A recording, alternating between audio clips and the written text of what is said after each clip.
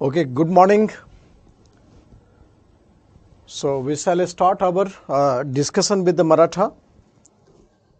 So yesterday we have seen that how the Bajirao II had signed the treaty, that is subsidiary alliance treaty with the British, that is Treaty of Bassein. So therefore Bajirao II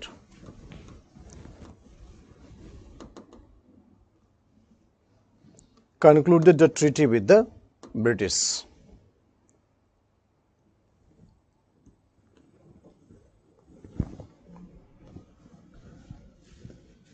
So we have talked about that other Maratha Sardars, they did not agree with the treaty and they had an individual war with the British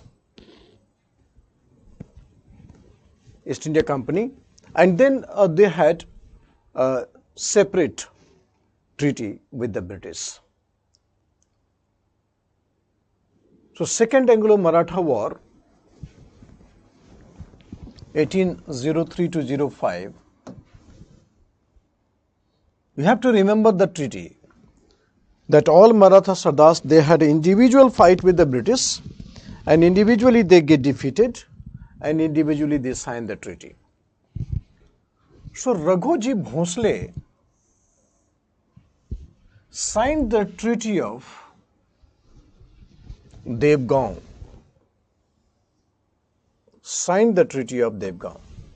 with the British.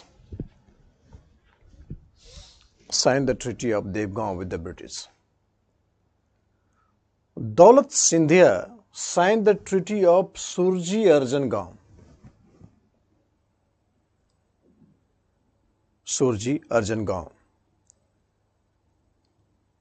And Wellesley turned to Holkar, but Yashwantrao Holkar proved more than a match for the British.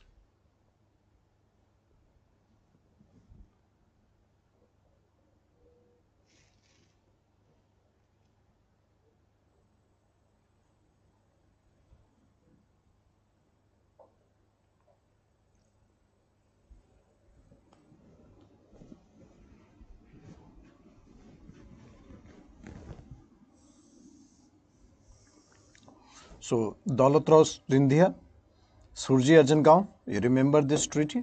And Bhonsle, Raghuji Bhonsle, was Treaty of Devgaon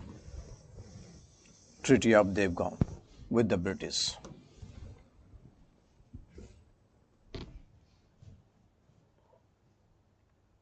Wellesley turned to Holkar, but Yashwantrao Holkar proved more than a match for the British. He began hostilities with the British by securing the alliance of the Raja of Bharatpur. Bharatpur Raja was the Jat Raja.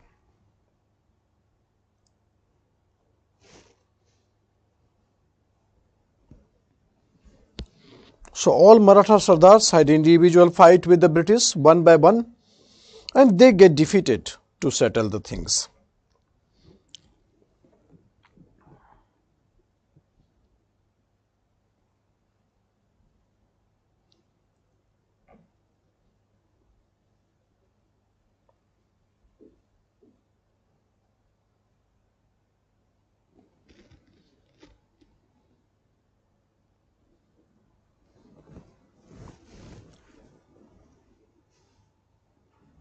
So Wellesley turned to Holkar after finishing Bhonsle and Sindhia.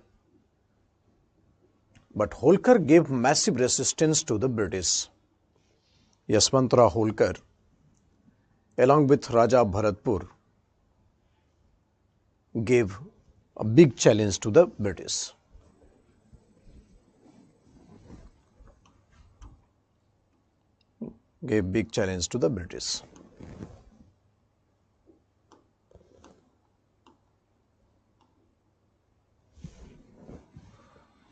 Third Anglo-Maratha War.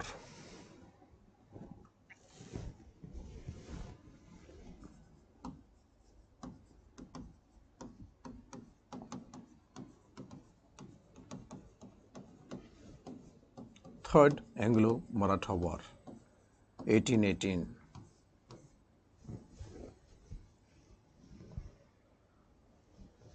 So Peshwa Bajirao II, who is also known as Nana Sahib,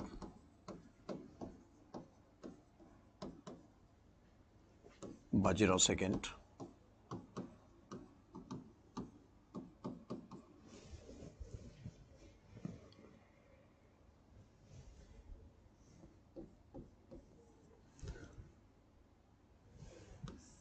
realized the mistake and tried to get rid of English, tried to move out from the control of the English.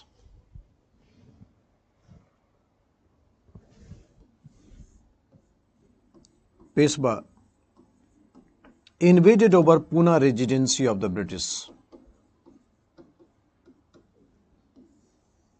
Pune Residency of the British.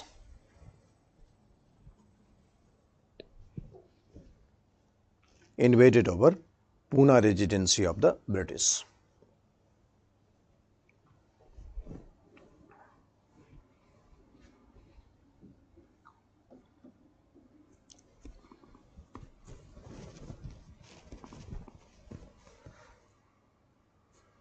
Invaded over Pune Residency of the British.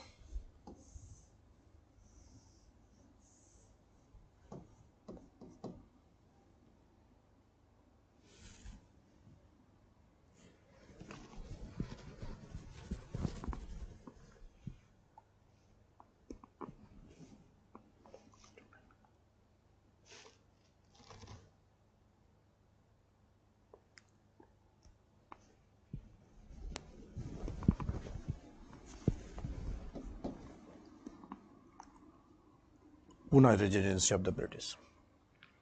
So that provoked the British. Then there was a revolt of Pindari also.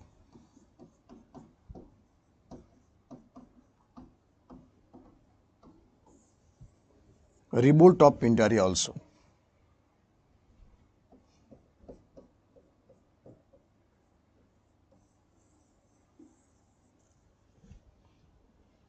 A revolt of Pindari.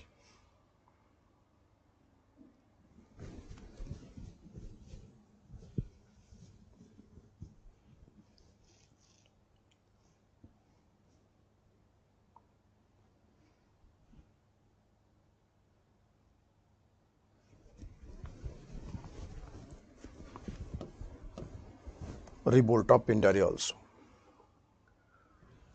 So Lord Hastings, he sent a huge army.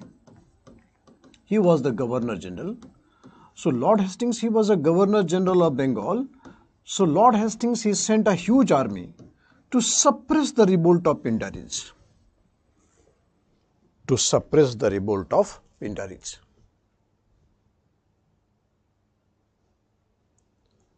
And then annexed Maratha in Bombay Presidency. Annexed Maratha in Bombay Presidency.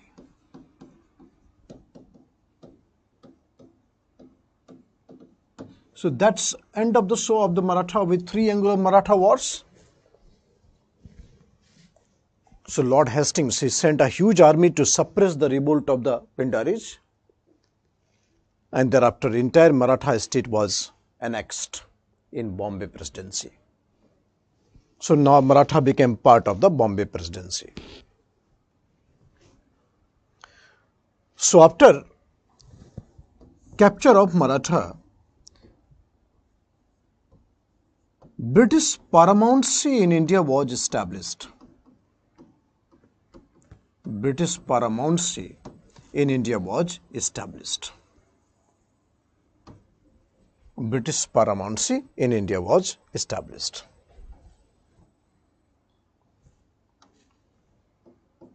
British paramountcy in India was established.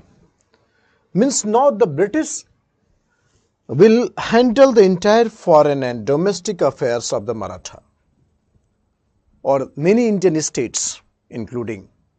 So entire foreign and domestic affairs of the Maratha to be tackled by British. So British paramountcy was established.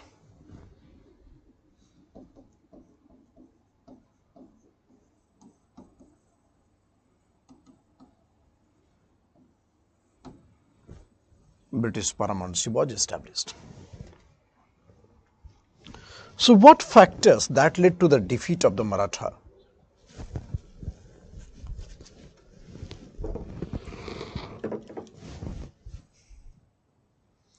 What factors that led to the defeat of the Marathas?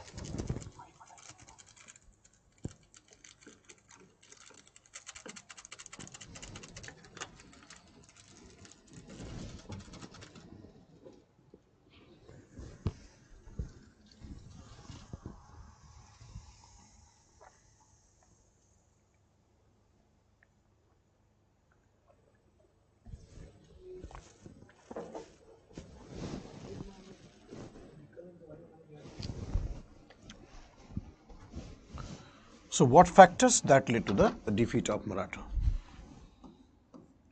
Factors that led to the defeat of the Maratha.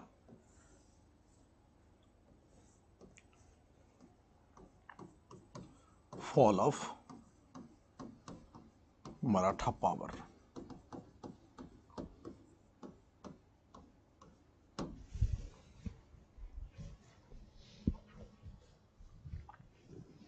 Fall of Maratha power.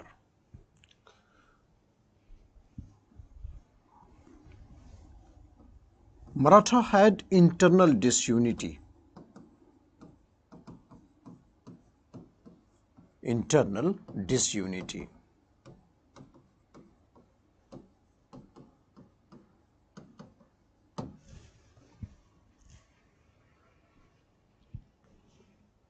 At the time of crisis, they never united. They never united. At the time of crisis, they never united.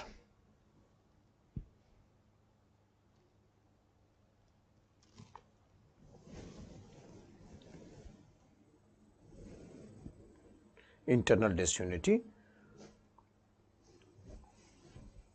Like in Second Anglo-Maratha War, they had individual fight with the British. They had individual fight with the British. Second important thing, that the limited economic base. Maratha, they had Chauth and Sardesh Mukhi as the main source of income. So Maharashtra was not conducive for the industry or agriculture. The Konkan belt is very inhospitable. So it was not conducive for agriculture or the industry. So only source was Chauth and Sardesh Mukhi. But English had a very superior backup, and that is a backup of industrial revolution. And that is the reason why they had a very sound economic base. So second factor, the limited economic base of the Maratha.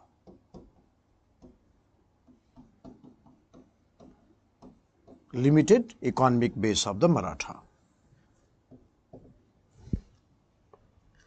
Maratha had only Chauth and Sardesh Mukhi as the main source of income. Chauth and Sardesh Mukhi as main source of income.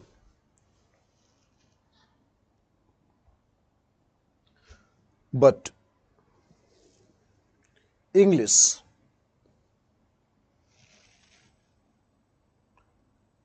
had backup of industrial revolution. Backup of industrial revolution. So there was sound economic base. So there was sound economic base.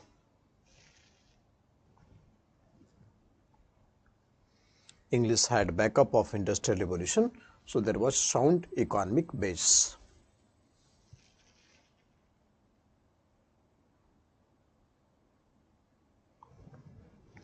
Second point.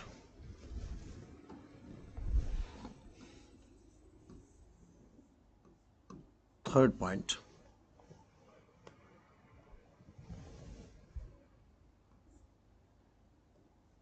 Loss of statesmanship.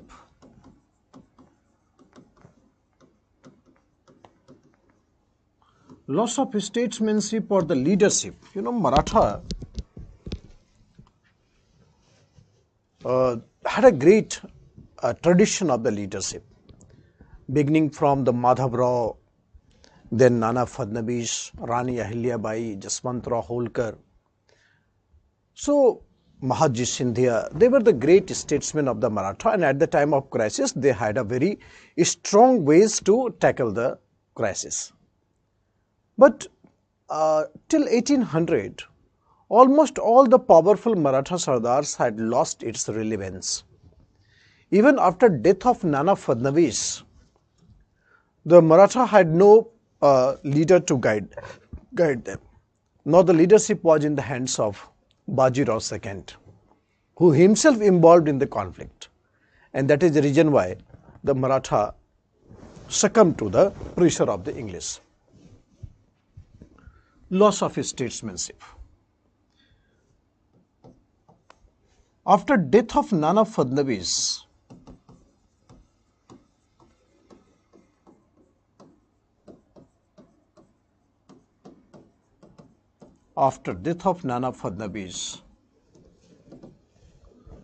there was no leaders to guide the Maratha. There was no leaders to guide the Maratha.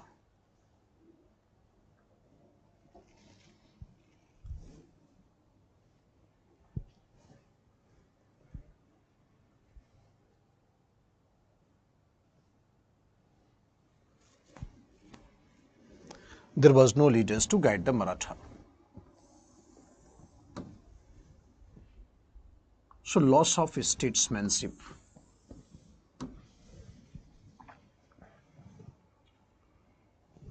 The leadership was in the hands of Baji Rao II,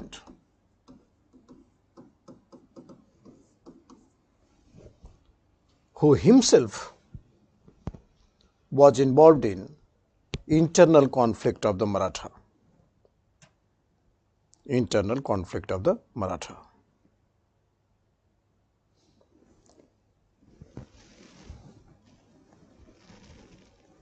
Therefore, Maratha was moving directionless.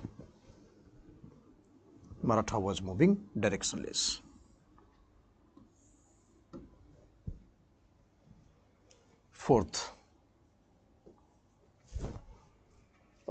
you understand that Maratha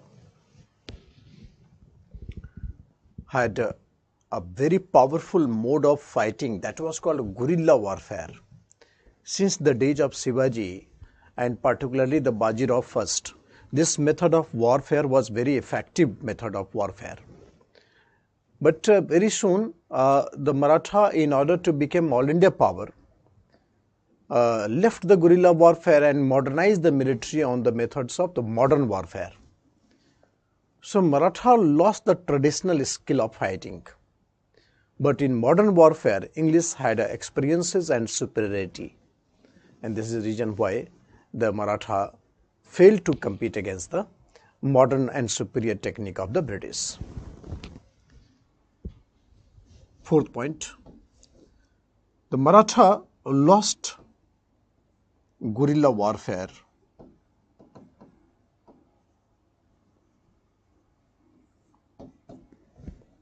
which was the expertise of the Maratha. Guerrilla warfare which was expertise of the Maratha.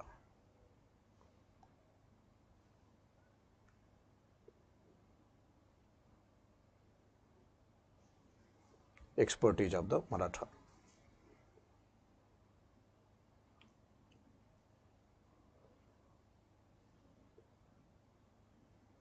Maratha wanted to become all India power.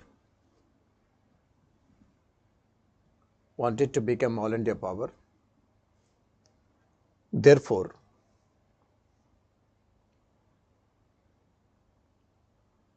Maratha adopted the modern warfare. Maratha adopted the modern warfare, in which English had superiority. In which English had superiority.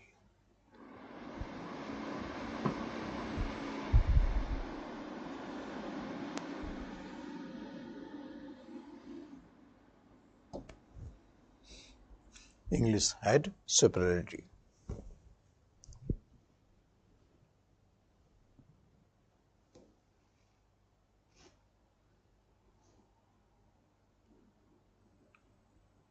The fourth factor. Fifth,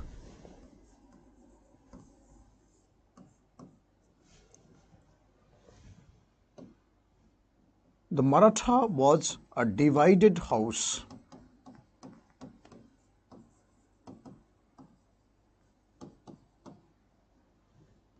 There were many flags. Maratha was a divided house. There were many flags within the flag of Maratha.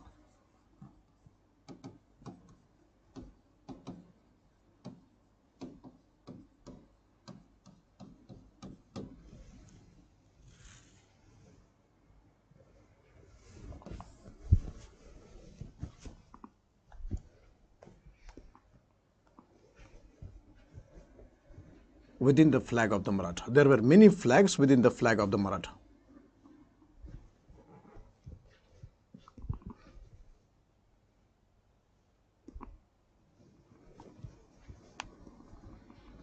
Within the flag of the Maratha.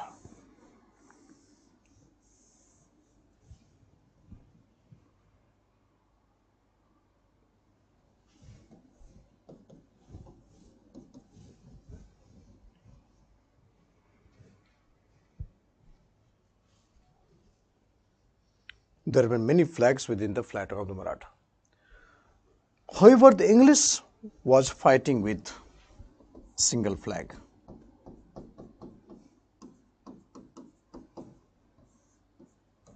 Single flag.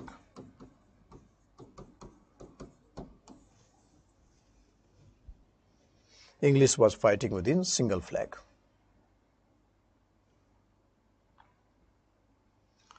So there was feeling of nationalism among the English. Feeling of nationalism among the English.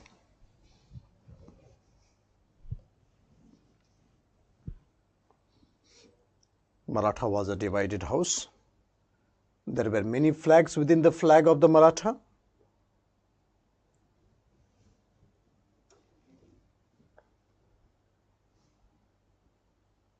English was fighting under single flag,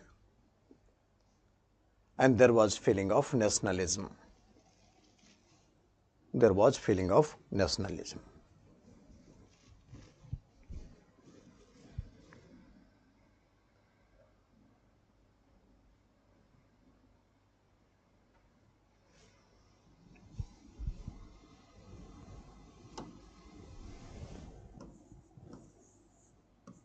Maratha had traditional weapons.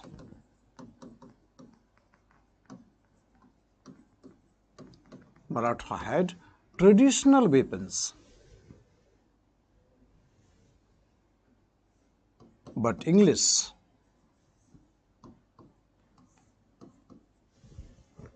was fighting with modern weapons.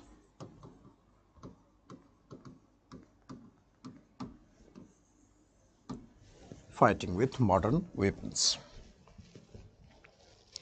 So traditional weapons versus the modern weapons. Traditional weapons versus modern weapons. So lastly, we'll conclude that feudal forces, that is Maratha,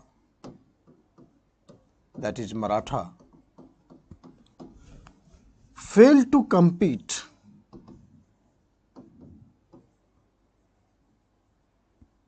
against capitalistic forces. failed to compete against capitalistic forces.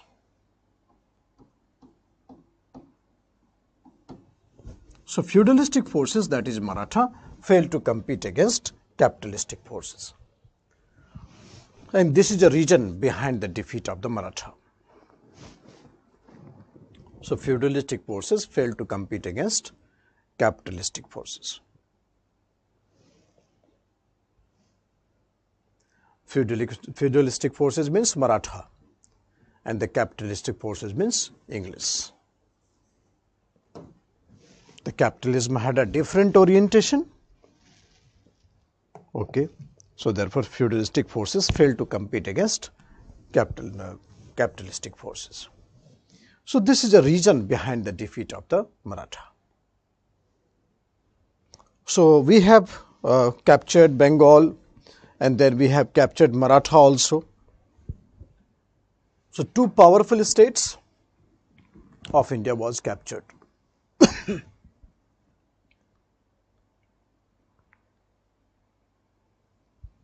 Two powerful state of India was captured.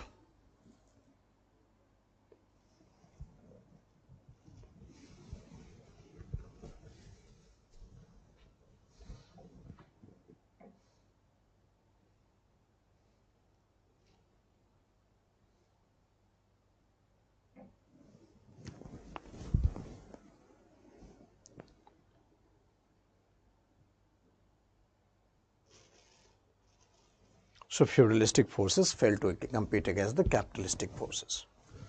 Now we will deal with the Mysore, that is Anglo-Mysore relations. Look, remember one thing, that from 1757 Battle of Plassey to 1857, 60% of India became British India.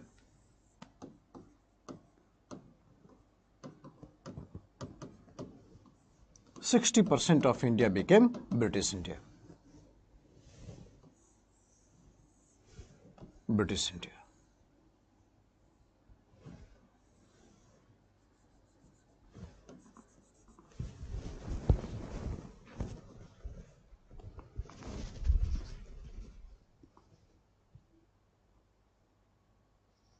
%60 of India became British India. So British had captured many states. So we have seen Bengal, Maratha. Now take one more state which was very challenging state. It was Mysore. Gradually these states will be subjugated after a long experiment. So Mysore. Anglo-Mysore relations.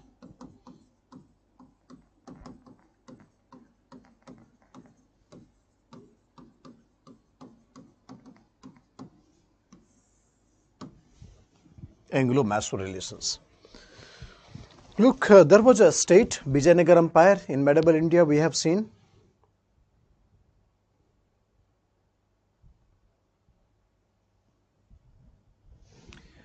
So,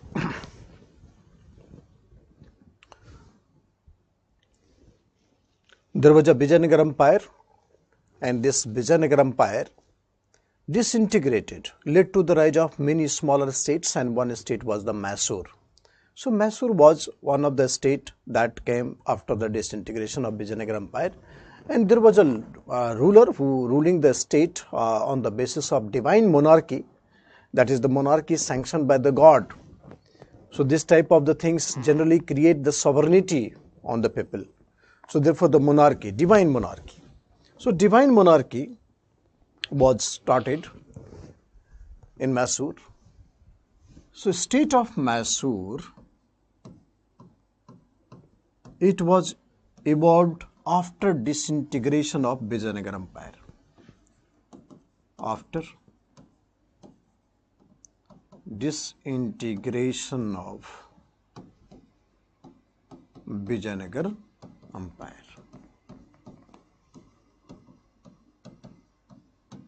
Disintegration of Vijayanagar Empire. Mysore. Mysore was ruled by Wadiyar dynasty.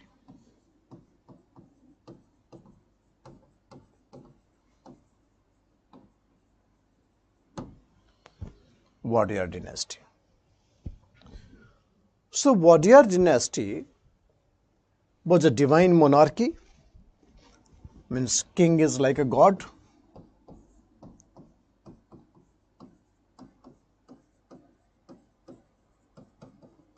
So divine monarchy. A king is like a god.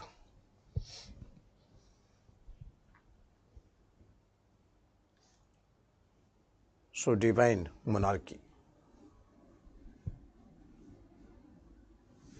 So the ruler of Mysore was Chikka Krishnaraj.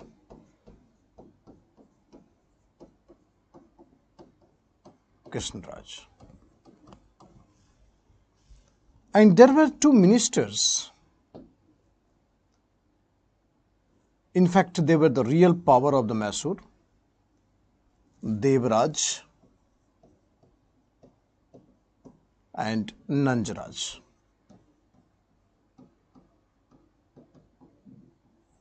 They were the two ministers,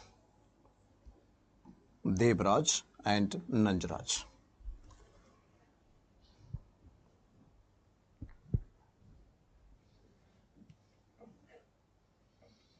They were the two ministers.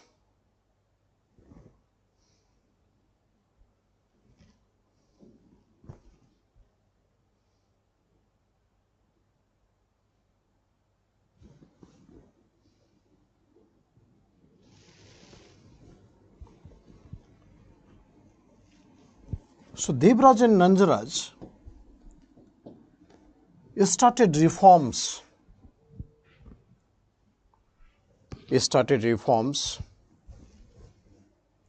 In military. They started reforms in military.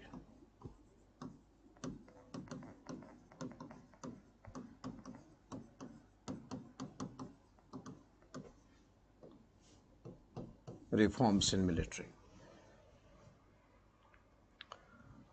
Large number of Muslims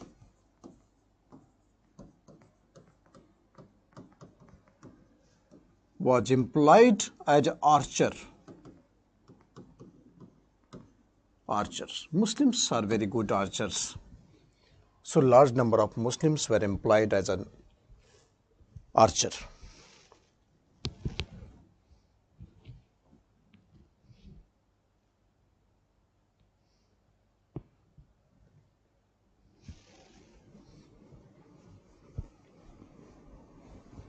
Large number of Muslims. Archers. Reforms in military.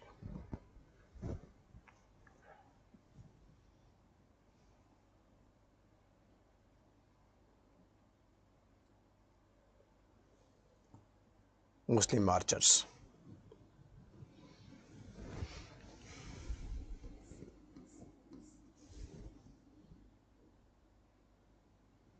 One of them was Hyder Ali.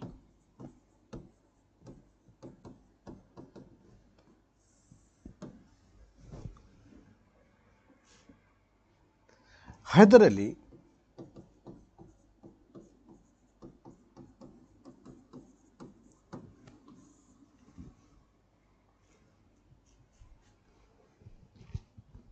replaced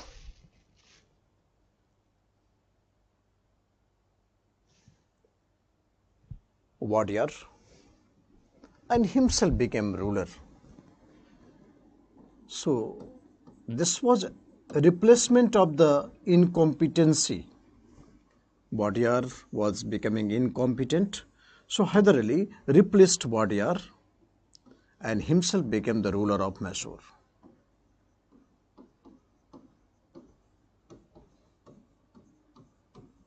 Himself became a ruler of Mysore.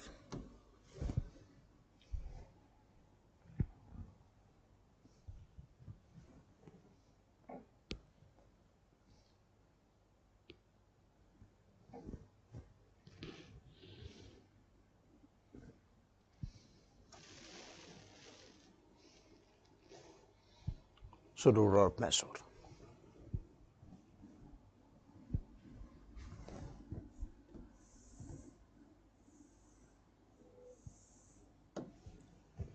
Hyder Ali, he was a great innovative reformer. So Hyder Ali, he established an arms depot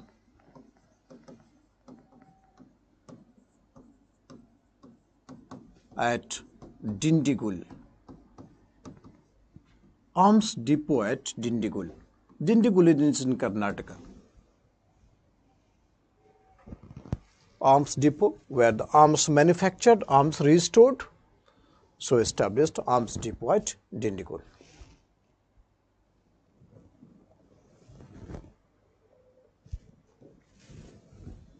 Arms depot at Dindigul.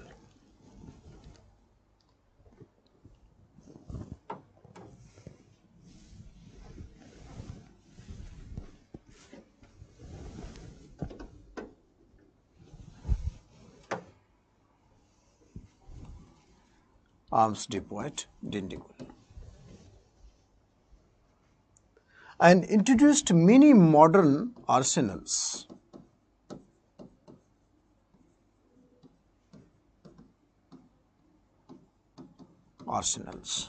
Many modern arsenals was introduced by him. Introduced many modern arsenals.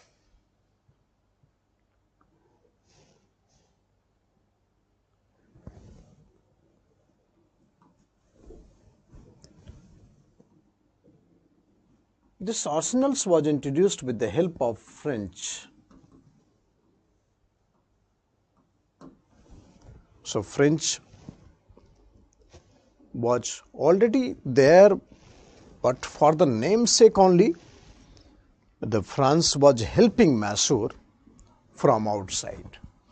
France had already lost many things after Battle of Borneo, but France, wherever available nearby in the Southeast Asia and other areas, so France was helping Mysore.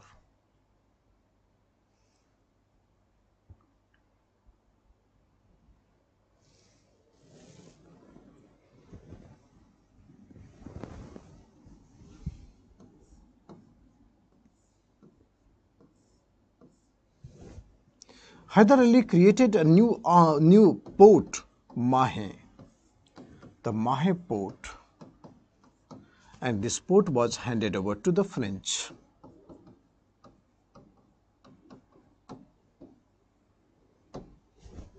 So French, not militarily, but trying to getting the commercial contact. So therefore, Mysore was great in touch with the French.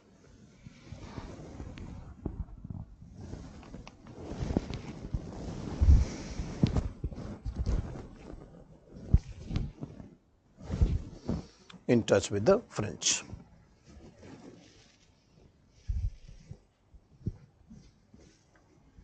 So Hyder Ali had tried his level best to take the best infrastructure, best military in Mysore.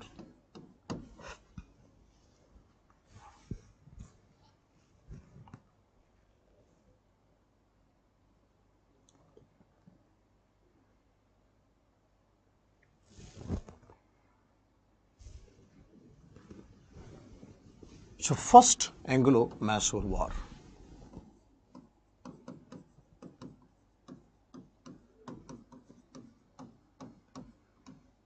There are 4 Anglo-Mysore War. So look at the first Anglo-Mysore War.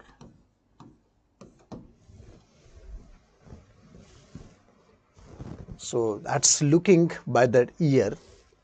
Immediately after the Battle of Buxar and the grant of Diwani in 1765.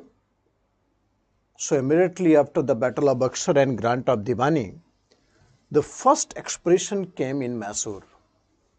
So Mysore was on the target. Mysore was in the target. So first expedition came in Mysore.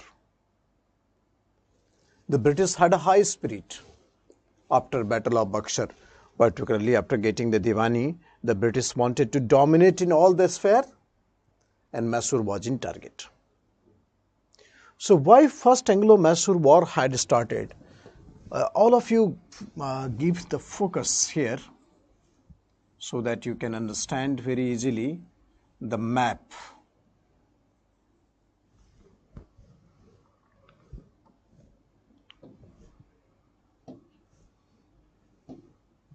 This is English in Madras and this is English in Bengal.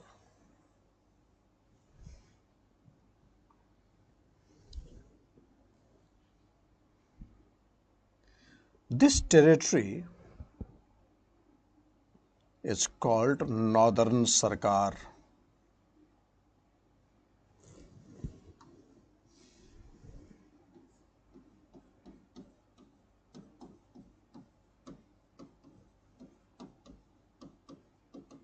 Northern Sarkar.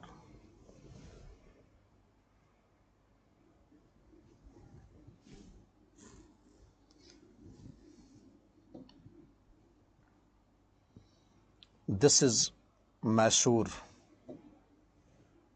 The state of Mysore is here.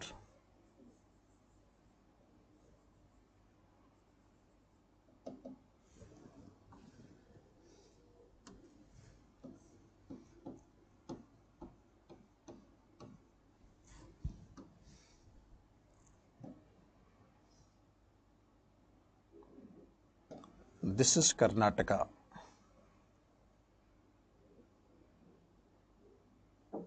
Karnataka.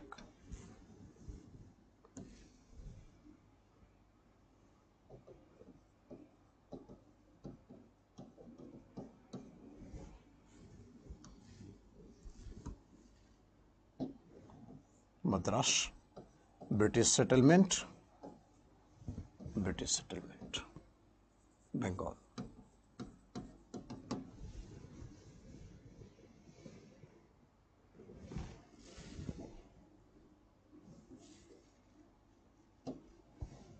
This is Maratha.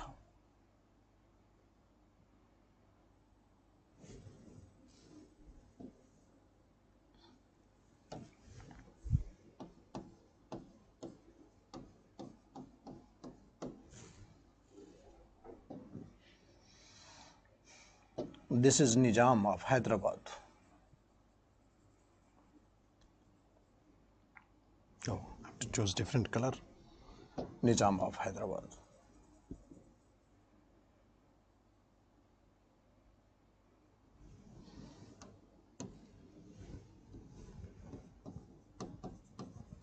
Nizam. Nizam of Hyderabad.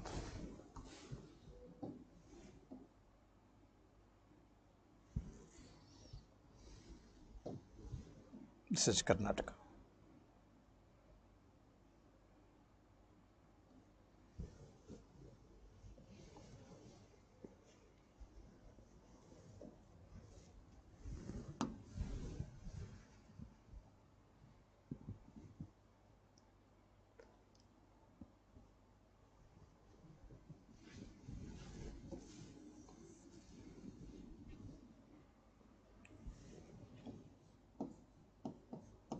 Hyder Ali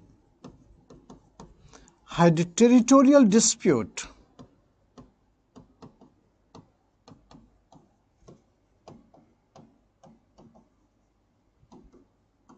with Maratha,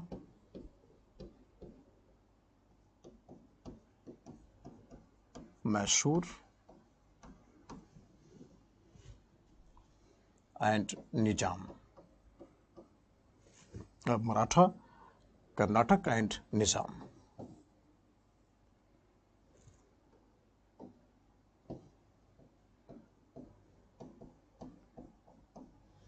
Maratha, Karnataka, and Nizam. This is the territorial dispute. Means all the neighbors, he had a problem.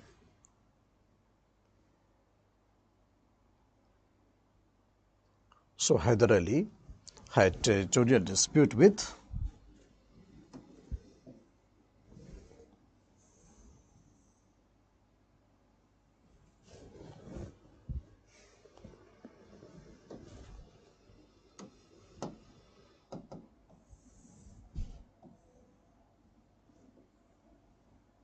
So Hyder Ali had territorial dispute with Maratha, Nizam and Karnataka.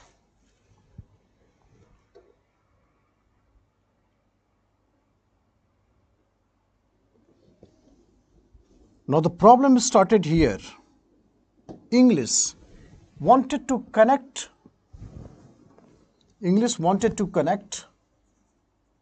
Bengal with Madras.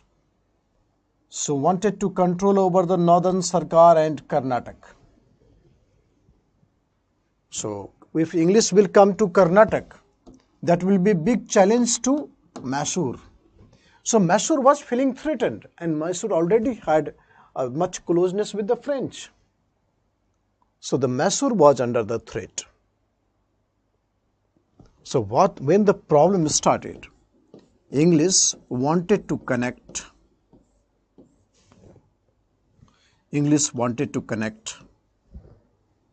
Madras with Bengal.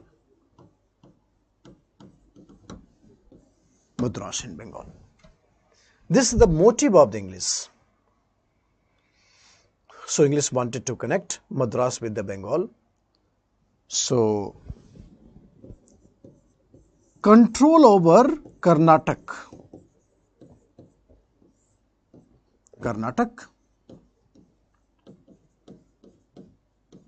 was needed.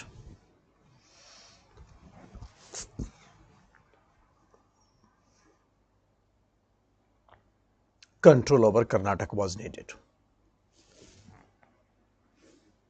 So it was challenge to the Mysore, because English will come closer to the border. So it was challenge to Mysore.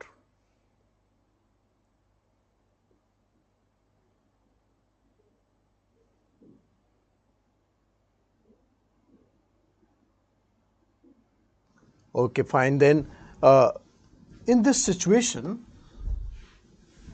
English plus Maratha plus Nizam found an alliance against Mysore. Formed an alliance against Mysore.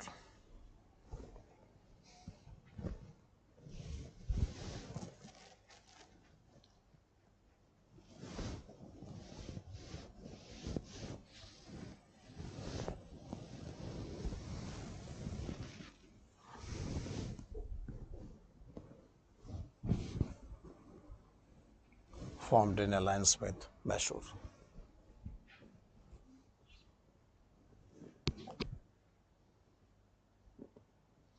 So that was a big challenge to Hyder.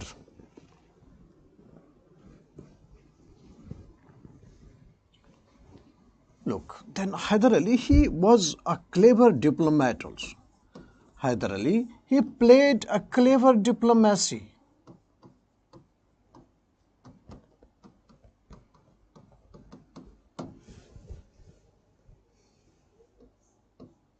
Offered huge money to Maratha.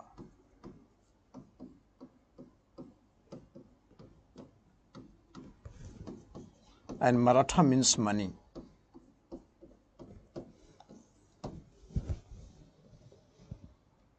Offered huge money to Maratha, and Maratha left the lands.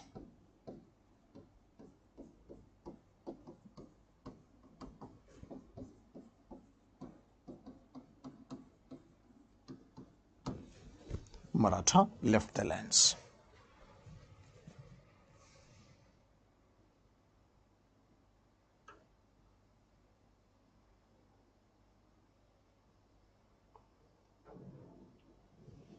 Hyder Ali, he resorted to clever diplomacy, offered huge money to Maratha, and Maratha left the lands.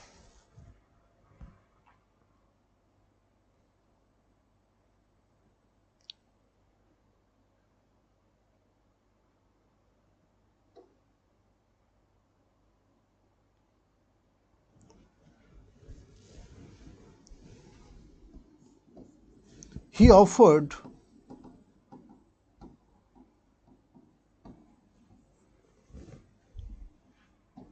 territory of Karnataka to Nizam. Karnataka to Nizam.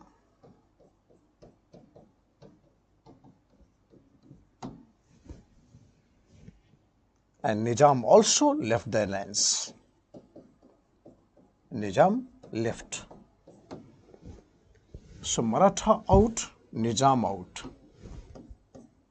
Nizam out. English versus Mysore. He asked Nizam that this territory of Karnataka 50-50.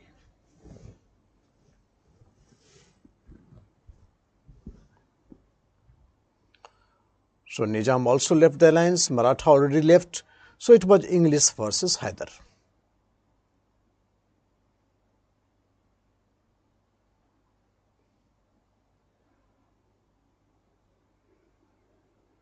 But English captured Karnataka and Hyder Ali captured Madras.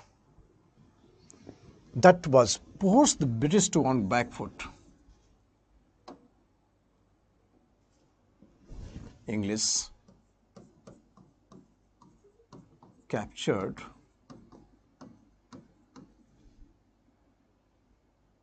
Karnataka.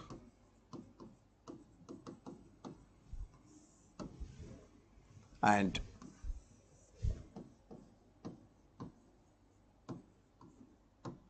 Hyder Ali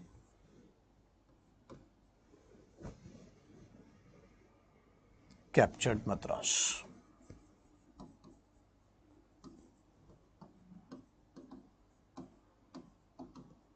Madras.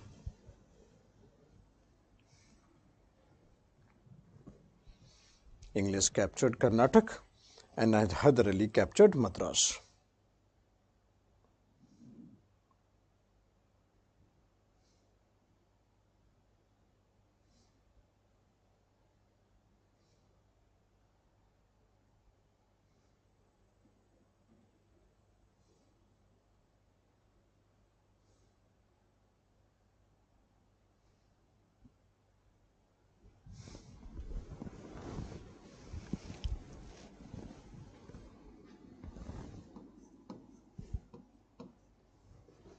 English captured Karnataka and Hyder Ali captured Madras.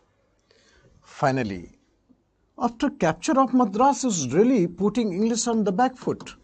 Madras was a very powerful location. So finally, Treaty of Madras was signed.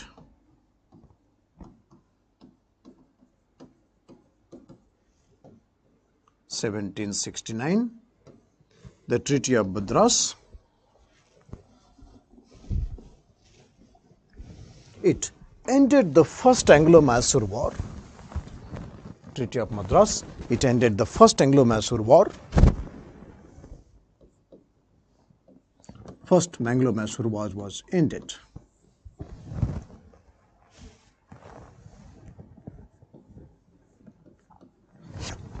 Return of captured territory.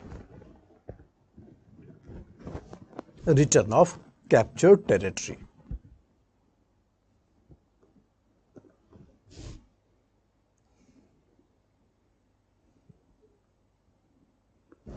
Return of captured territory. Third, this is important because it will lead to the Second Anglo-Mysore War. Third point was, English would help Hyder if Mysore get attacked by the third party. English would help Hyder if Mysore would get attack from the Mysore will face invasion from the third party. So suppose Maratha invade, suppose Nizam invade, any third party invade over the Mysore, English will come to help Hyder. So first point, First Anglo-Mysore War ended with the Treaty of Madras. Second, mutual return of the captured territory. and prisoners of war, exchange of the prisoners of war. And third is that English would help Mysore if attacked by third party.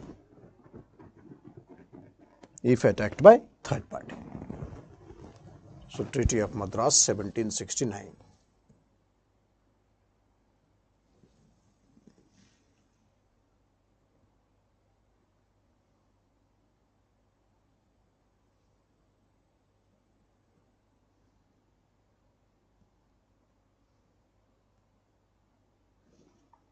So these 3 points, that is called Treaty of Madras. So that ended the first Anglo-Mysore War.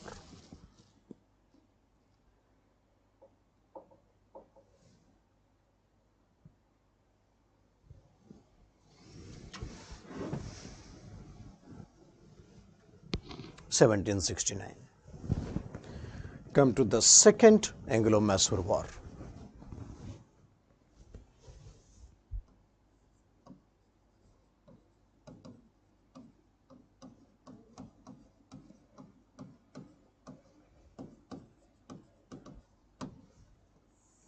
Second Anglo-Mysore War.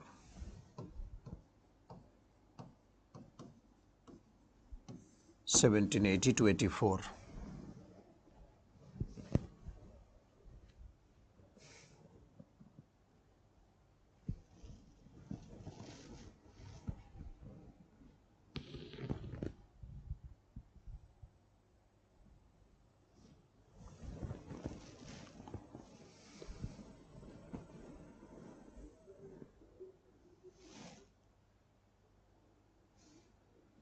Second Anglo-Mysore War.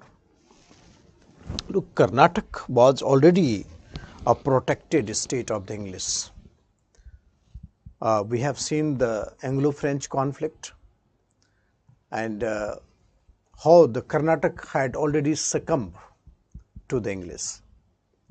So Karnataka no more remained as a power to challenge anyone. The Anglo-Karnataka War, the Anglo-French War, that is called Karnataka War. 3 Karnataka wars we have seen that led to the defeat of the English, the defeat of the French, and the English had dominated over the scene. So there was, okay Ayush, Partha. When did the British period begin in India? British political empowerment had started in 1757, Battle of Plassey. What is guerrilla warfare?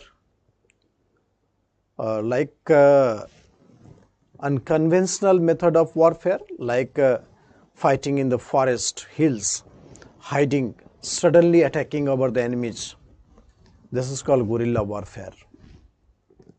Like the Vietnamese had a war with Americans, Afghans. So these wars are possible only where there is adequate hiding places, like forest or the hills.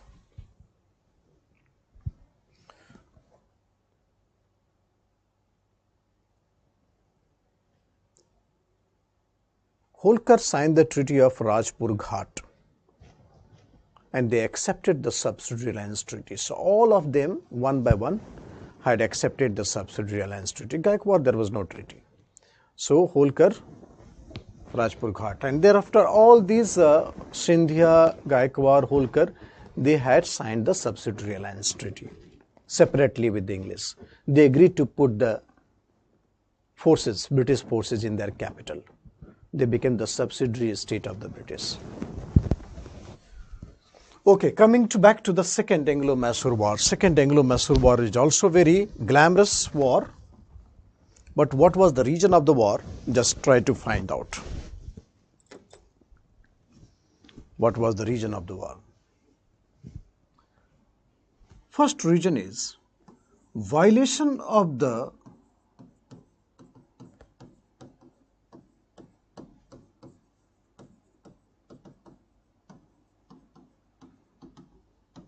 Treaty of Madras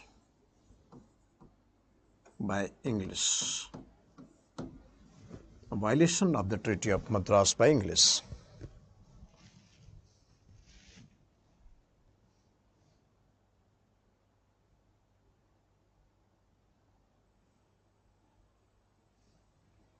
Because in 1771,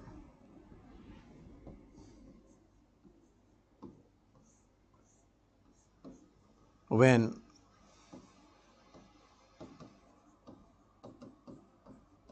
Maratha invaded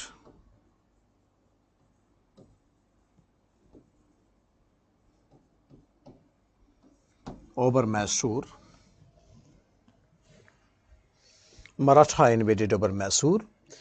English did not help Maratha.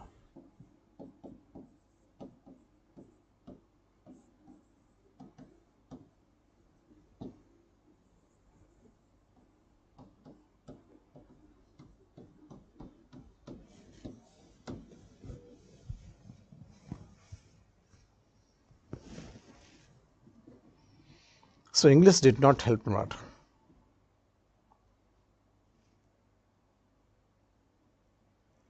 In 1771, Maratha invaded over Mysore. So English did not help Maratha.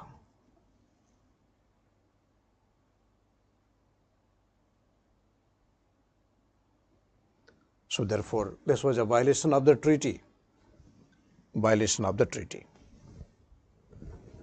1771.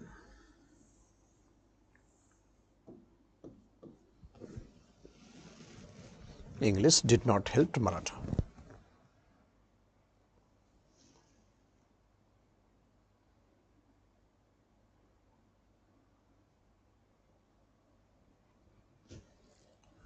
Second,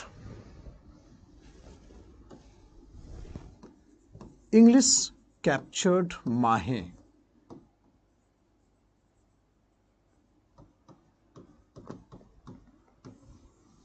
Mahe was the port of Mysore which was given to French.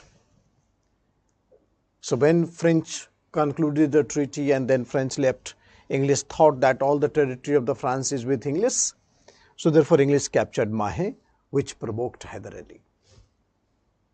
So these are the two regions, the capture of Mahe by the English, and then so these are the two regions you can see that the war had started between Mysore and the English. So the Second Anglo-Mysore War started. Mysore versus English. Second Anglo-Mysore War had started.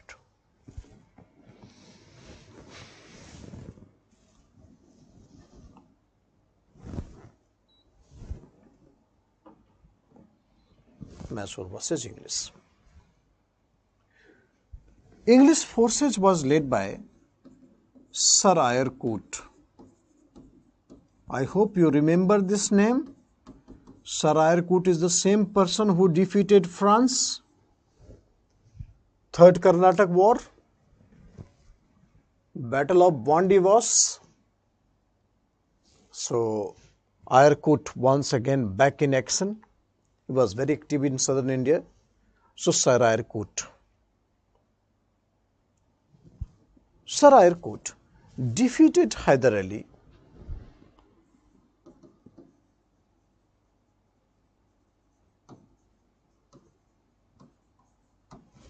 in the Battle of Porto Novo.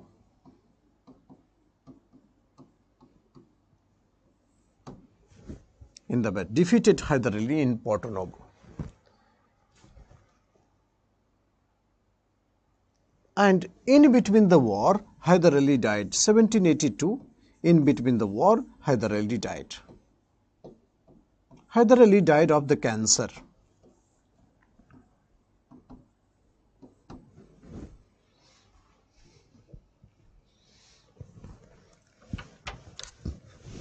So Second Anglo-Mysore War was 1780 to 84, but in 1782, in between the war, Hyder Ali died. So after death of Hyder Ali,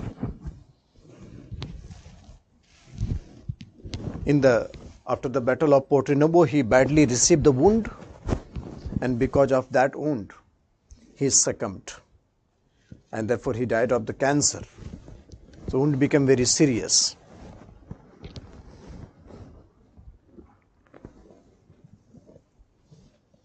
So 1782.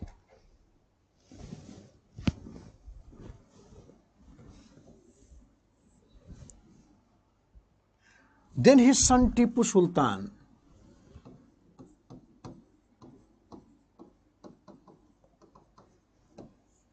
carry forward the war. After death of Hyder Ali, Tipu Sultan carry forward the war.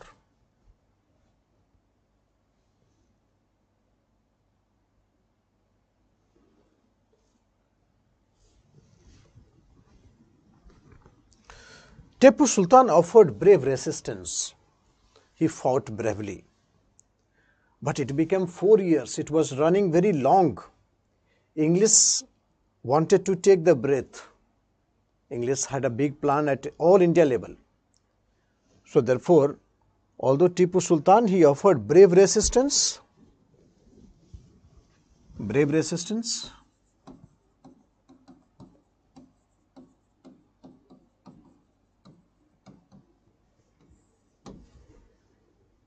So finally in 1784, English proposed the treaty.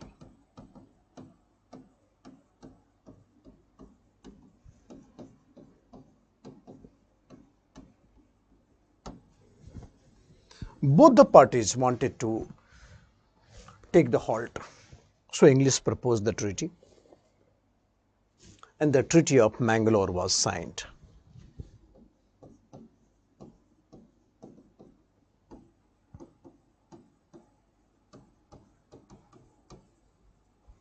So Treaty of Mangalore was signed 1784. This is the Treaty of Mangalore.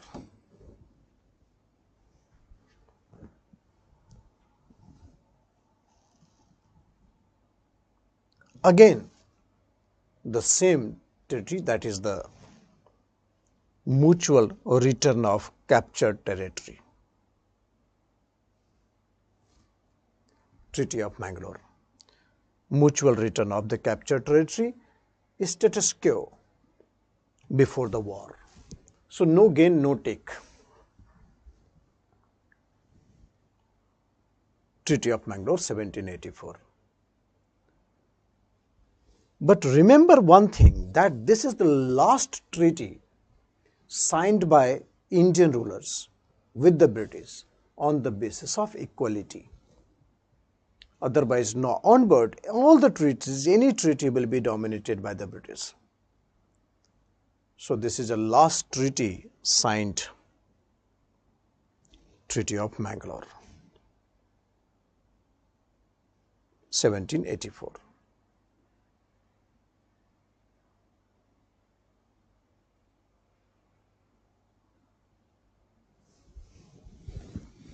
So this is the last Indian treaty signed by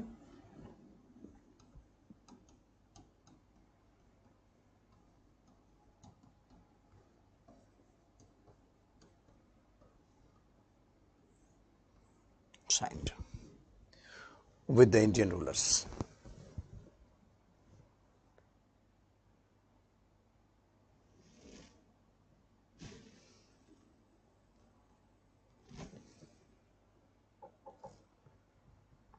Last treaty signed.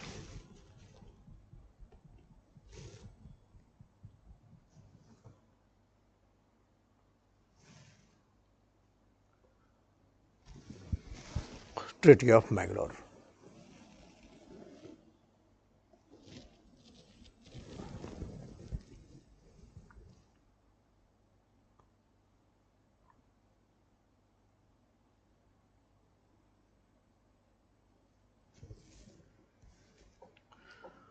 On the basis of equality.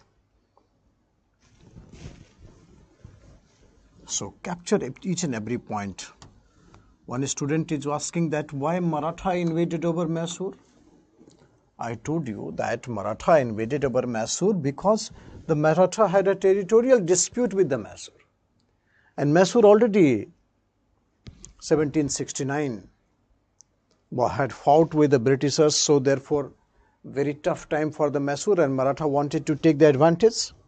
And perhaps the money offered by Mysore to the Maratha was already wasted, already used, so Maratha needed more money.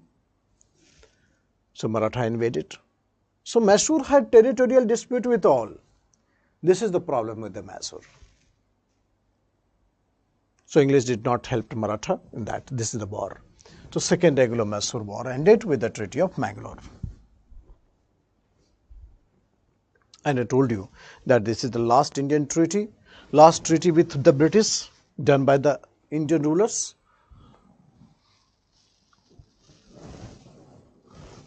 On the basis of equality.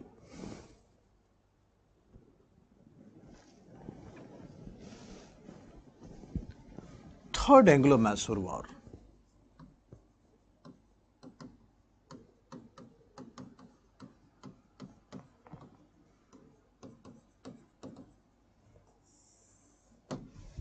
Third Anglo-Mysore War.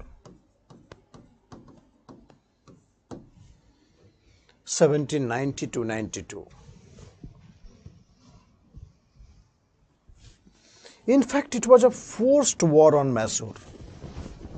1790 to 92, it was forced war on Mysore. Useless imposition. There was a person named Lord Cornwallis. So Cornwallis, he was commander of the British forces who was fighting against America in American War of Independence. So Cornwallis was a commander of the British forces fighting against George Washington of America. So in this war, American War of Independence, George Washington was defeated. George Washington defeated Cornwallis.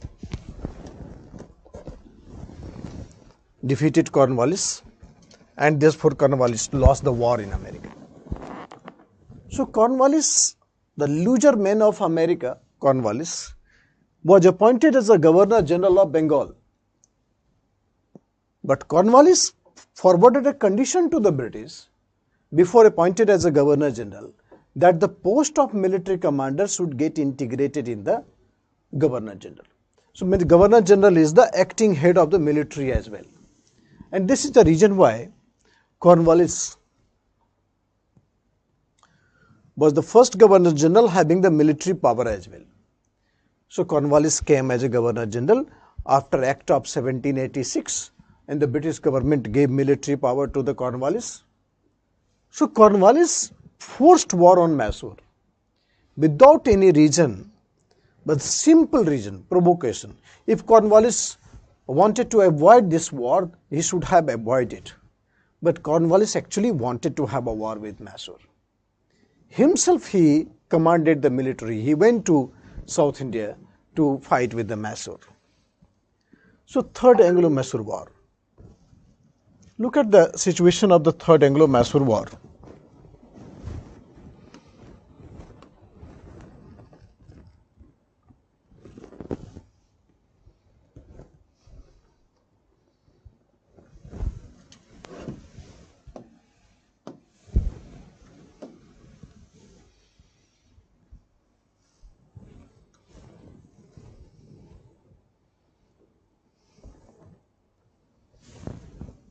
Third Anglo-Mysore War.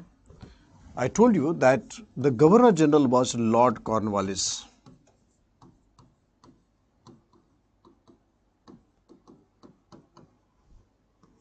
Lord Cornwallis.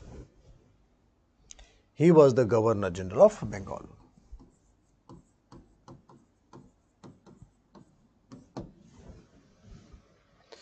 Do one thing, you write the name of Governor General.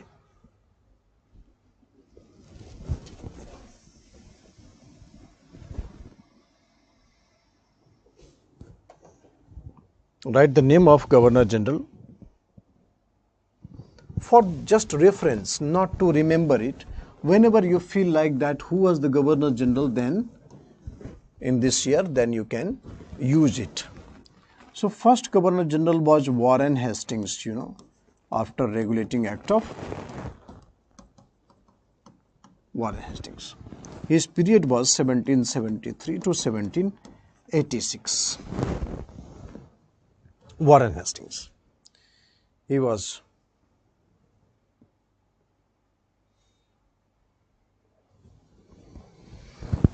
Warren Hastings. Second,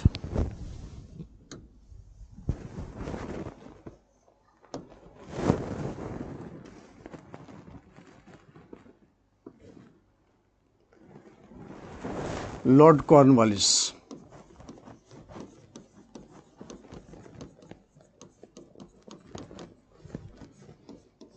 (1786 to 1903).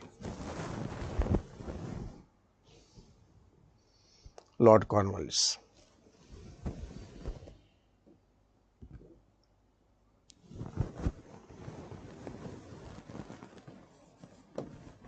Then Sir John Soar.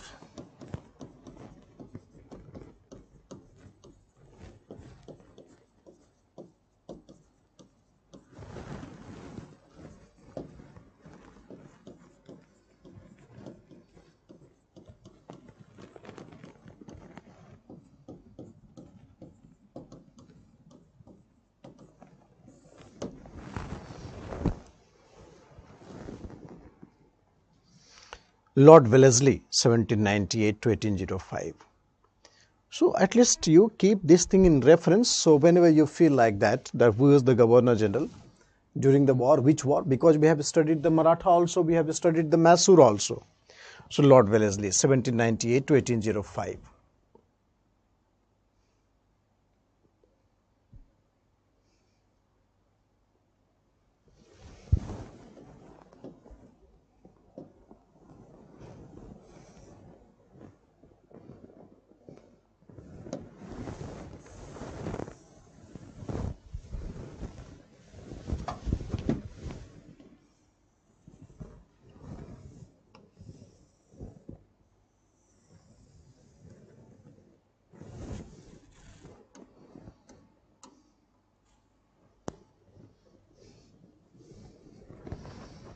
So Lord Wellesley,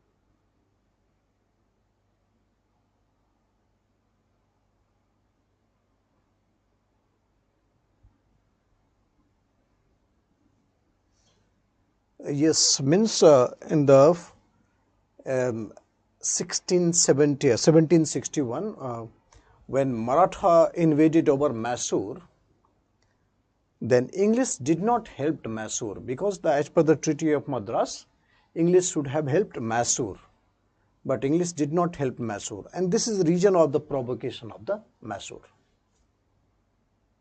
So English would not help Mysore. Yes, English should have helped Mysore as per the Treaty of Madras, but English did not help Mysore against Maratha, and therefore that was the cause of provocation. So English, Warren Hastings, Lord Cornwallis, Sir John Soar, Lord Wellesley. So is it clear to you? According to the Treaty of Madras, definitely when Mysore attacked by the third party, then English would come to rescue Mysore. But when Maratha invaded in 1771, then English violated the treaty and did not come to help Mysore. So therefore, this is the reason why Mysore became angry, and that is the reason also for the second Anglo-Maratha war, Anglo-Mysore war. Warren Hastings, 1773, Lord Cornwallis, John Soar, and Lord Wellesley. So keep these things in your mind, there in the copy, whenever you feel like using it, that who was the Governor General, because many wars are going on, so you can use it.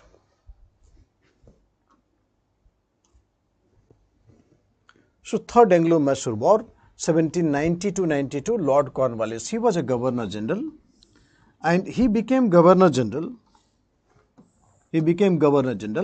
After British government passed Act of 1786. Now, post of military commander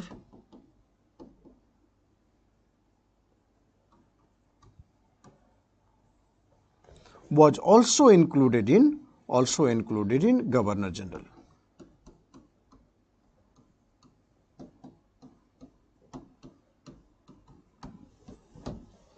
Post of military commander was also included in Governor General. So, Lord Cornwallis was a Governor General as well as military commander.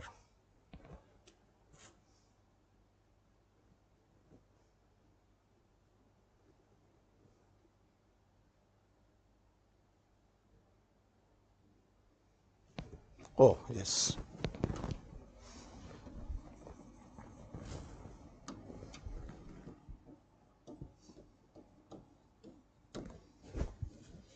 Correct.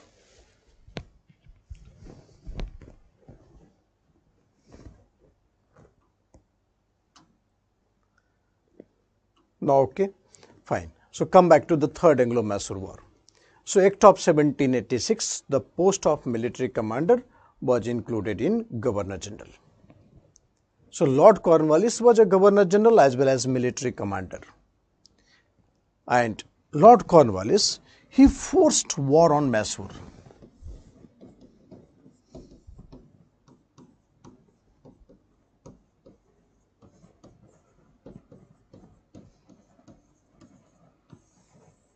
Forced war on Mysore.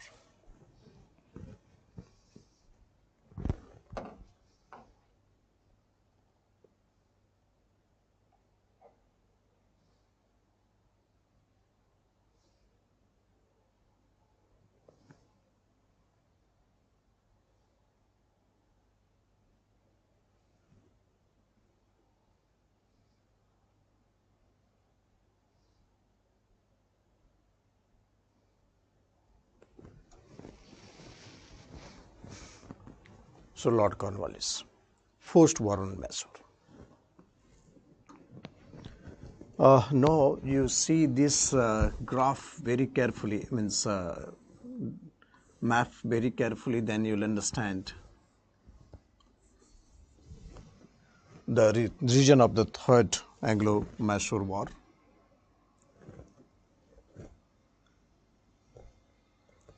This is the state of Mysore, the Mysore state.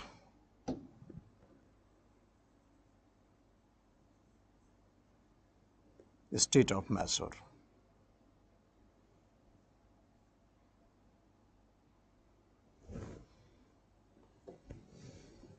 Make it out more bigger. State of Mysore. Within the state of Mysore, there was a state called Cochin. This is Mysore and this is Cochin.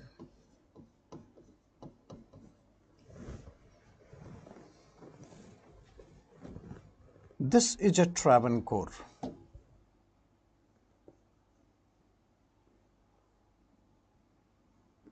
Kerala.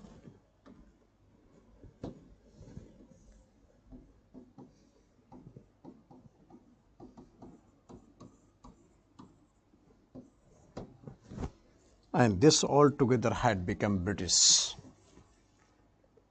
So this is a British and British.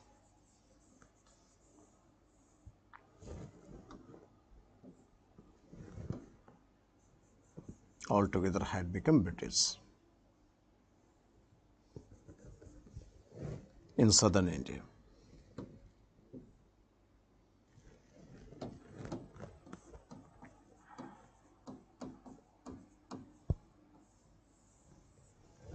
So British and Mysore had an alliance partners, Mysore and Travancore. Mysore and Travancore is alliance partner.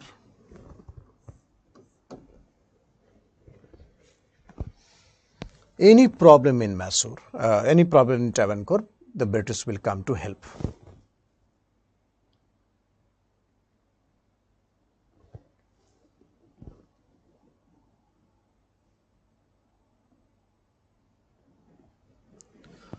Okay. So, British and Travancore.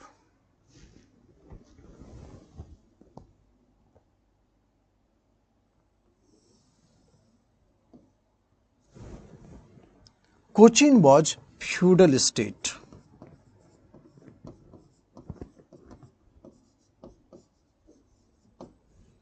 Of Mysore.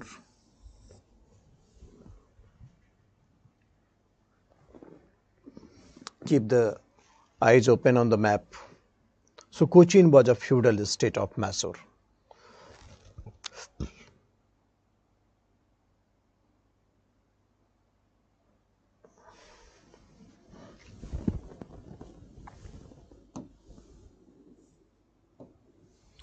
There were two territories here, two dot I have placed.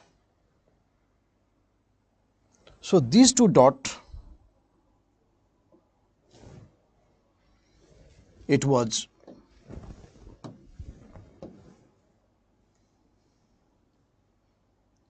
Jallakotal. It was Jallakotal.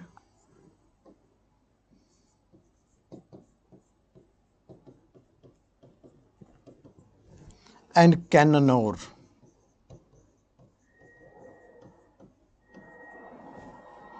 So these two was a Dutch territory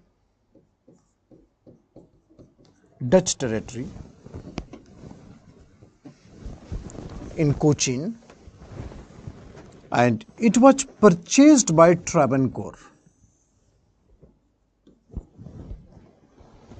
So Travancore had purchased that Dutch territory in Cochin.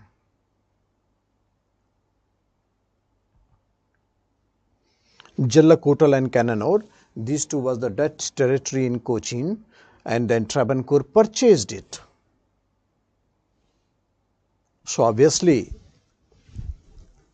Mysore said this is a feudal state. So Mysore invaded over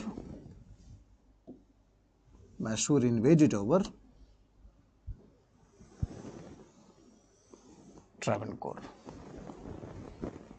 And then English come to rescue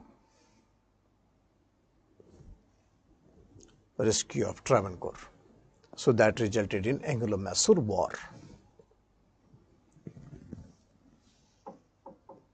Mysore invaded over Travancore because these two territories from Cochin was purchased by Travancore, but Mysore said this is a feudal state, so nobody can purchase it. But Dutch sold this territory to Travancore. So Mysore invaded over Travancore, and then British come to rescue Travancore, and that led to the war. That's called Anglo-Mysore War.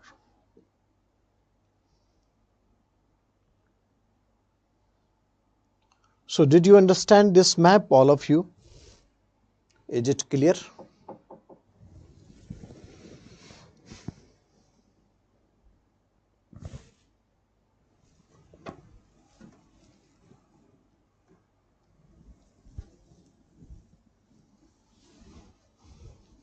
Any problem in this map, just let me know, because it's a key complex. But I think I have made it open to you so that you can make it complete understanding.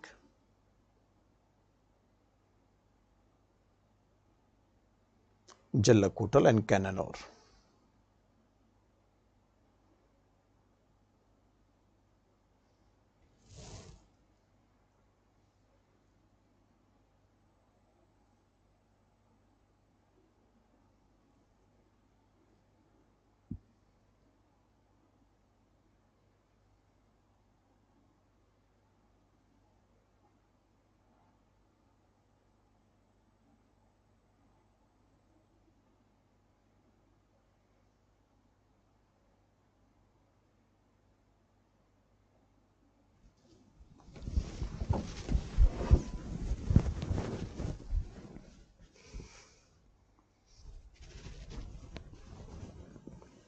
Okay, so this is region of the Third Anglo-Mysore War, and in Lord Cornwallis himself commanded the military. Lord Cornwallis himself commanded the military.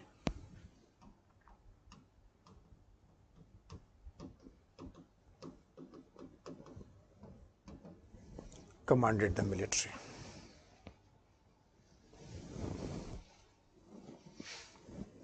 So two territories of Cochin, Jalakotal and Cannanore was captured, was a Dutch territory purchased by Travancore. But Cochin was a feudal state, so the Mysore would not allow any sale of the territory, and then finally Mysore invaded over Travancore. And then British came to rescue Travancore because they had alliance, and therefore that is the reason why the Mysore war had started. Lord Cornwallis himself commanded the military.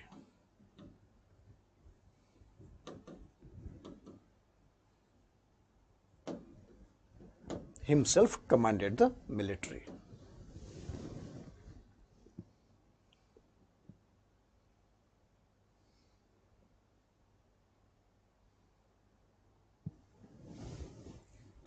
Lord Cornwallis defeated Tipu Sultan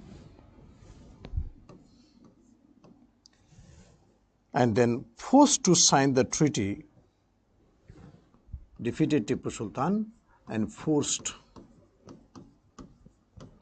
to sign the treaty.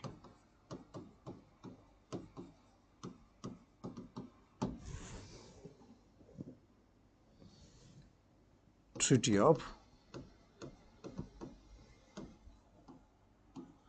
Seringapatam or Srirangpatnam.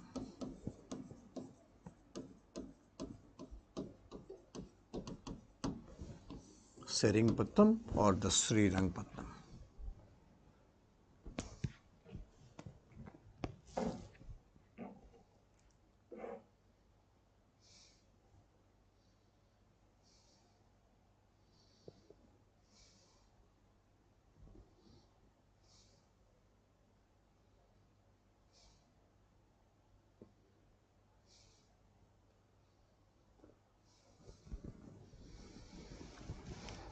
So, Treaty of Seringapatam.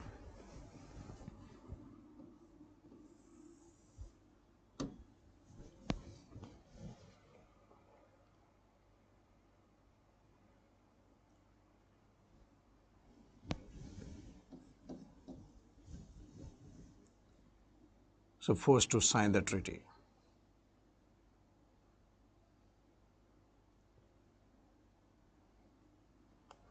In this treaty, half of the Mysore state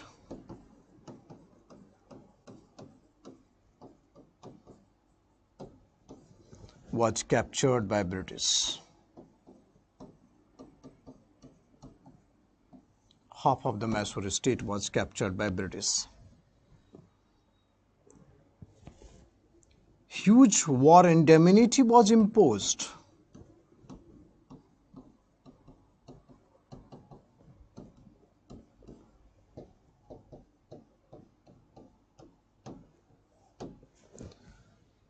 War indemnity was imposed. And the sons of Tipu was held hostage. Sons of Tipu was held hostage till the indemnity was paid. So the British had taken away the son, minor son of Tipu. Look at the way, so minor son of Tipu.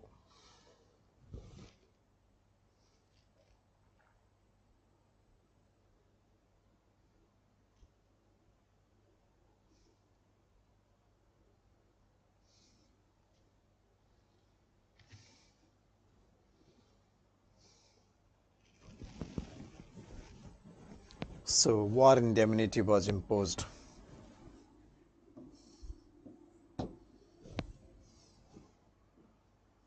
Indemnity was imposed. Sons of Tipu was held hostage.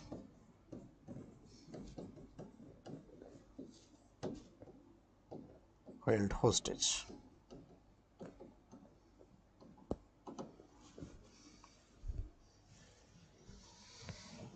Sons of Tipu was held hostage till the indemnity was paid.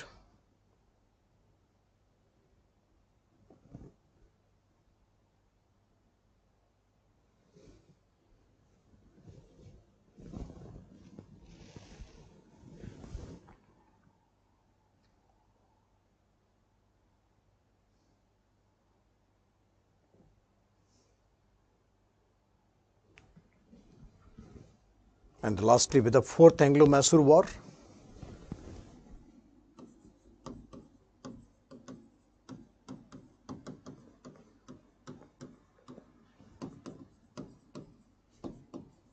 (1799), Fourth Anglo-Mysore War. You can look at the data that Lord Wellesley, he was the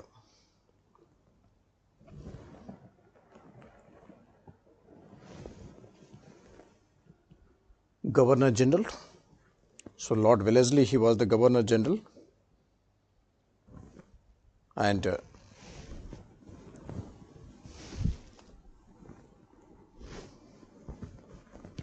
Lord Wellesley, he invited the Arthur Wellesley, his brother, to fight war with Mysore. So Lord Wellesley, he was real imperialist. Real imperialist. In fact, this is a time when the Napoleon was having the plan to invade over India. Napoleon had already concluded treaty with Russia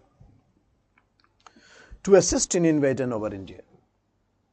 So obviously, the only state in India which could be useful to Napoleon was Mysore. Although France lost in India, but Mysore was the only state had a close nexus. And Mysore already established a good relation with all anti-British forces in the world. Iran, Turkey, Burma, France. So therefore, the Napoleon was very confident that Mysore could be a great help to him.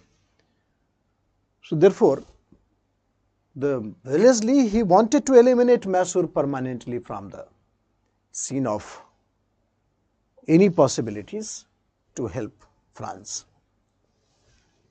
So Lord Wellesley, he invited his brother Arthur Wellesley, invaded over Mysore.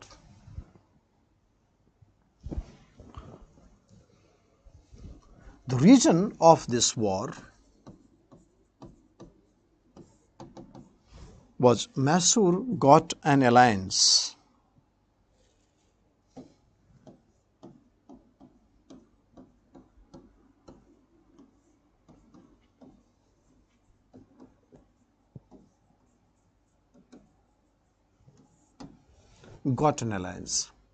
with anti-British forces.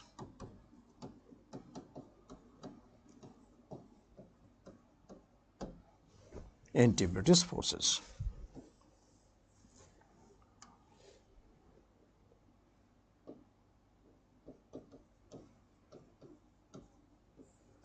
Got an alliance with the anti-British forces.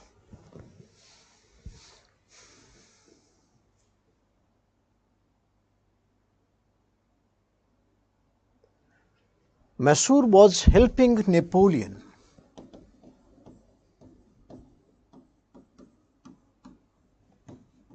against British. Mysore had established diplomatic relation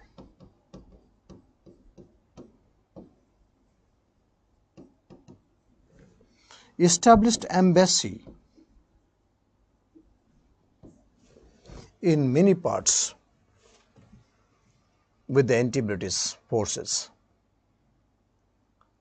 So the reason was Mysore got an alliance with anti-British forces. Mysore was helping Napoleon against British, and Mysore had established diplomatic relation and established embassy in many parts of the world. So this is how the Wellesley got provoked. So in Fourth Anglo-Mysore War,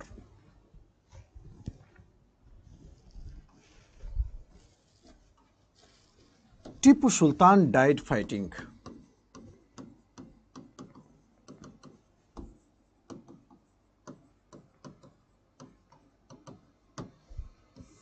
Tipu Sultan died fighting.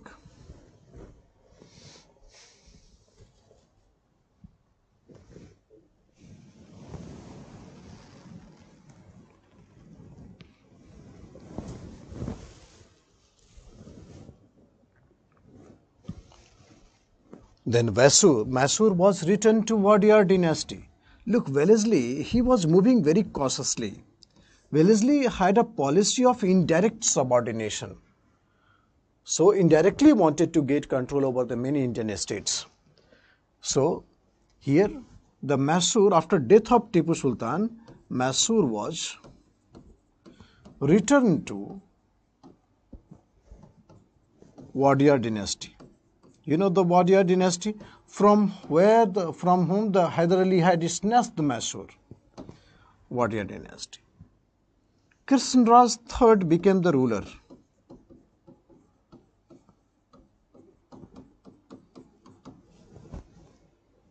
And subsidiary alliance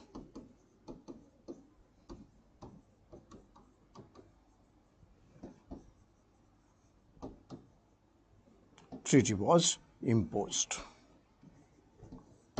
Subsidiary alliance treaty was imposed.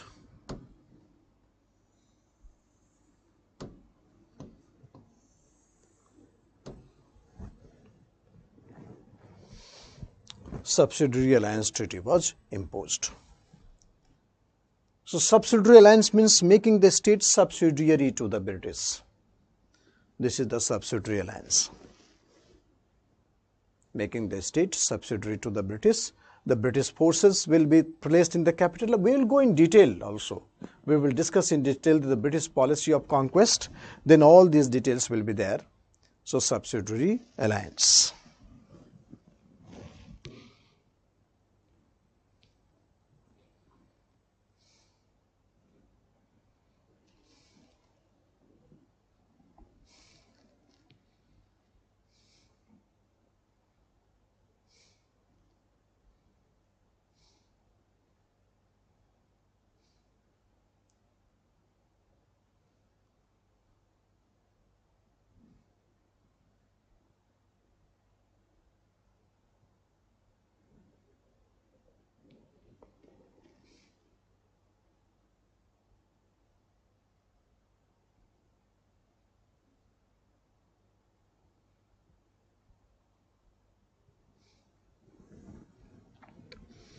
Subsidiary alliance.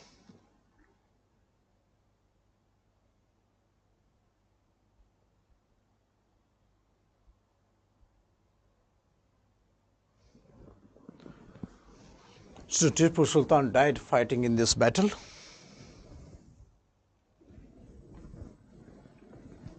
And Mysore was returned back to its ruler, original ruler of the Wadiyar dynasty, and subsidiary alliance treaty was imposed.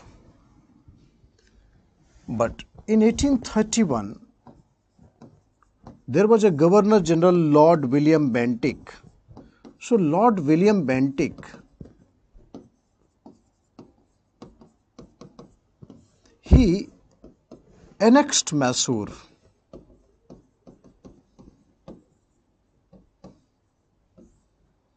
in Madras Presidency.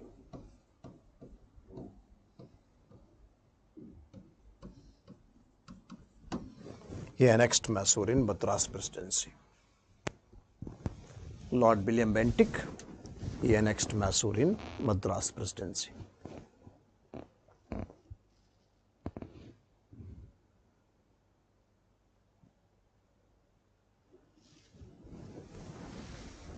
(1831).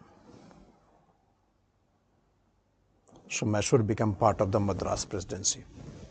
So this is how the fourth Anglo-Mysore War we have dealt with.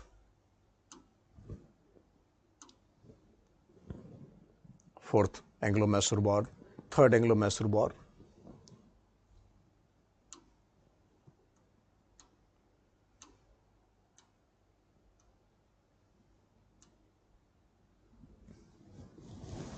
First Anglo-Mysore War.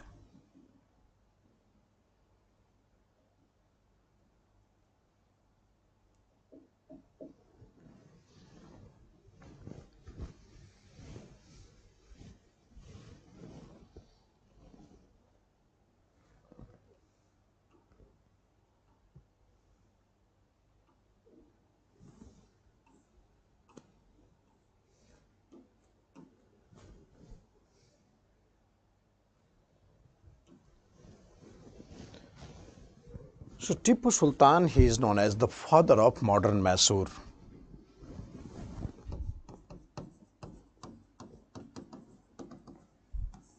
Father of modern Mysore.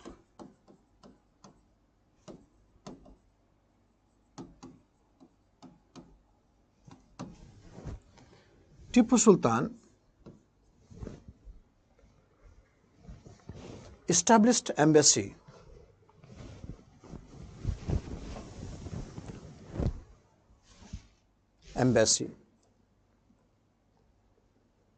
like modern diplomatic system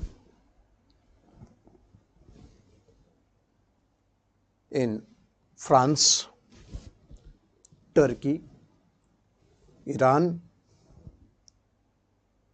and Burma.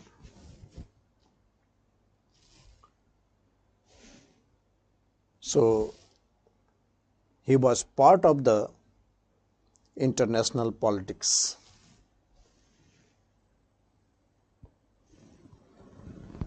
He supported French Revolution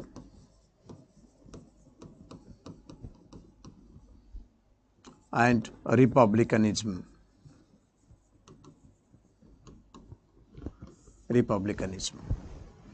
Means king should be elected, but himself he was a king, monarch, but he supported French Revolution and republicanism.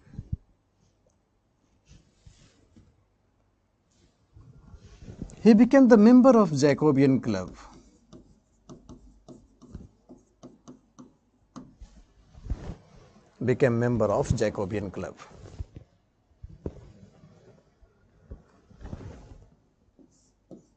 He planted Tree of Liberty.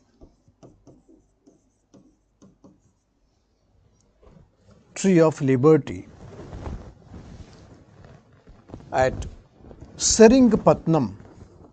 Seringpatnam, I told you that it's a Seringpatnam is a capital of Mysore. Tree of Liberty, you know the French revolutionary ideas, equality, liberty and fraternity. So Tree of Liberty at Seringpatnam to express solidarity with the French Revolution. Expressed solidarity with the French Revolution.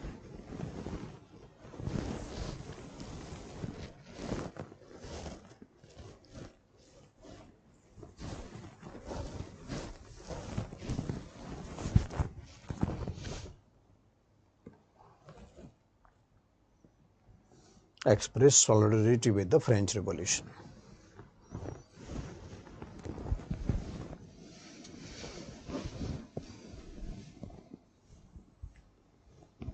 He introduced modern calendar,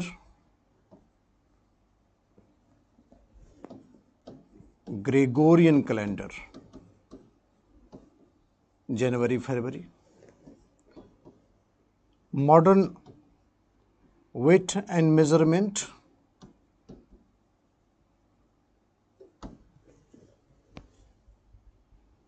gram, kilogram, modern weight and measurement,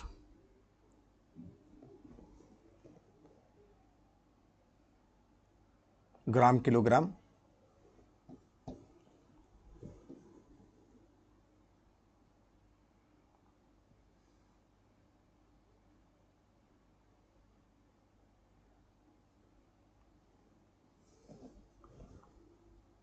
gram, kilogram.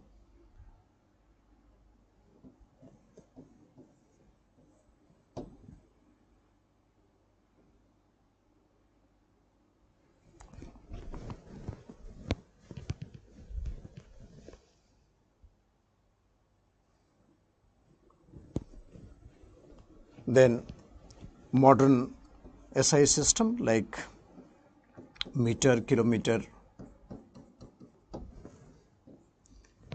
He generously contributed for reconstruction of Sarda temple.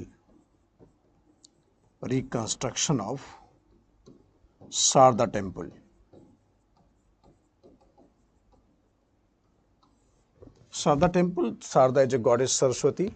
That temple is there in Seringpatnam. So he contributed for renovation of the temples.